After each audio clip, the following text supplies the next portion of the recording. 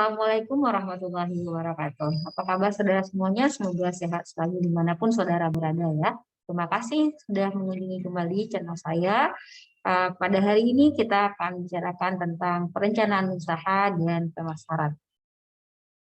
Saudara siap ya? Oke. Pertama, perencanaan usaha yang apa yang disebut juga istilah kerennya dalam bahasa Inggris business plan. Perencanaan usaha merupakan suatu dokumen yang menyatakan keyakinan akan kemampuan sebuah bisnis untuk menjual barang atau jasa dengan menghasilkan keuntungan yang memuaskan dan menarik bagi penyandang dana. Nah, jadi bisnis plan merupakan saling dokumen yang mengungkapkan daya tarik dan harapan sebuah bisnis kepada penyandang dana potensial atau sponsor gitu ya. Nah, sebuah rencana bisnis harus disusun semenarik mungkin.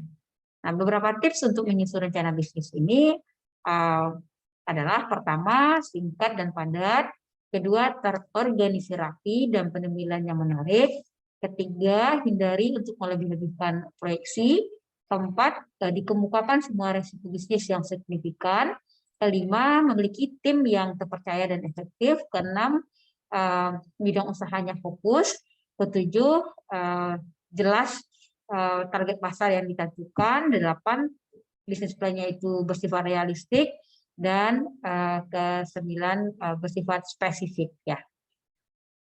Saudara-saudara semuanya, menyangkut pokok-pokok pikiran perencanaan, di dalam pokok-pokok pikiran perencanaan atau bisnis plan itu perlu dijelaskan nama usaha dan terus nama perusahaannya, kemudian lokasinya, kemudian komoditi yang akan diusahakan, terus konsumen yang dituju, pasar yang akan dimasuki, partner yang akan diajak kerjasama, personil yang dipercaya untuk menjalankan perusahaan, jumlah modal yang diharapkan dan yang tersedia, serta peralatan perusahaan yang perlu perusahaan atau usaha yang perlu disediakan, serta penyebaran promosi.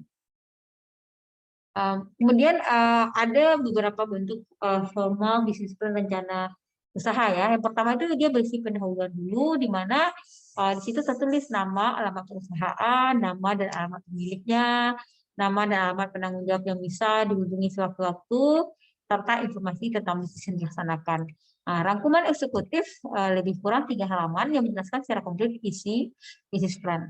Di setelah pendahuluan berisi informasi dan informasi tentang bisnis yang dilaksanakan, kemudian ada rangkuman sampai 3 halaman yang menjelaskan isi komplit bisnis plan. Lalu bagian ketiganya ada analisis industri. Kalau ini untuk usaha besar ya, ada perspektif masa depan industri, analisis persaingan, segmentasi pasar yang akan dimasuki, serta ramalan-ramalan tentang produk yang dihasilkan. Walaupun saudara membuat bisnis plan sederhana, saya kira ini untuk analisis industri atau analisis produk ini sangat perlu ya dan tidak bisa ditinggalkan. Nah, nomor 4-nya, kalau tadi nomor 1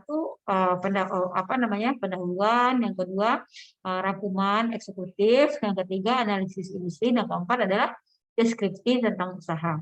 Apa yang disebut dengan deskripsi tentang usaha? Ini dia, yaitu ada diskusi tentang produk yang dihasilkan, pertama, kemudian deskripsi tentang jasa pelayanan, ketiga deskripsi tentang ruang lingkup bisnis, keempat tentang deskripsi personalia atau perlengkapan kantor atau usaha, kelima adalah deskripsi latar belakang identitas pengusaha atau wirausahawan. Ya, kalau misalnya saudara masih mahasiswa tidak punya identitas, nggak mungkin pasti punya ada identitas ya. Oke. Lalu yang kelima ada rencana produksi. Rencana produksi ini perlu dibuat saudara-saudara. Ini kalau untuk usahanya yang besar ya. Kalau yang kecil gimana? Tetap ada. Seperti proses fabrikasi, kalau yang besar keadaan gedung, perlengkapan atau keadaan tempatnya, terus keadaan mesin, perlengkapan, serta sumber-sumber bahan baku. Nah, saudara-saudara yang bergerak misalnya usaha bakwan pun, ya tentu ada rencana produksinya, terutama tentang sumber-sumber bahan baku dan keadaan perlengkapannya. Kemudian nomor 6, rencana pemasaran. Nah, di dalam rencana pemasaran ini ada dibuat penetapan harga, pelaksanaan distribusi, promosi yang akan dilakukan, serta pengembangan produk. Yang ketujuh, saudara membuat perencanaan organisasi. Jadi direncanakan bentuk kepemilikan dan struktur organisasi usaha, kemudian informasi tentang partner, kemudian didiskusikan tentang peran dan kekuasaan gitu ya, dan didiskusikan latar belakang anggota tim manajemennya, serta dijelaskan peranan dan tanggung jawab personalia dalam organisasi. Nah, yang ke-8 itu resiko. Nah, harus direncanakan seperti apa evaluasi tentang kelemahan bisnis kita ini dan bagaimana gambaran teknologi yang digunakan untuk mengantisipasinya. Nomor 9 itu tentang perencanaan permodalan. Jadi permodalan ini perlu dibuat. Ada neraca permulaan perusahaan, proyeksi aliran kas, analisa titik impas, dan sumber-sumber permodalan. Nah, jika saudara baru akan memulai, ya nanti pemodalannya modal sendiri, seperti itu ya. Kemudian ya itu ada 9 ya, dan ke-10 yang lampiran. Apa aja yang perlu dilampirkan?